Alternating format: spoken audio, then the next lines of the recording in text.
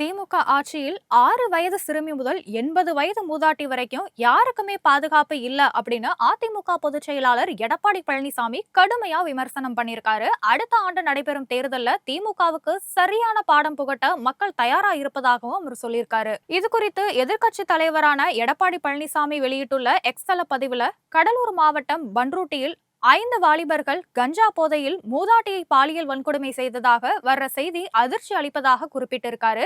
ஸ்டாலின் ஆட்சியில் தமிழ்நாடு எங்கே போகிறது என்று தெரியாத நிலையிலேயே உள்ளது அப்படின்னும், இது போன்ற சம்பவங்கள் தமிழகம் முழுவதும் நடைபெற்றாலும் முதல்வர் ஸ்டாலின் இனியும் போதைப்பொருள் புழக்கத்தை ஒழிக்கவோ சட்டம் ஒழுங்க காக்கவோ நடவடிக்கை எடுப்பாருங்கிற நம்பிக்கை மக்களுக்கு துளி கூட கிடையாது அப்படின்னு குற்றம் சாட்டியிருக்காரு.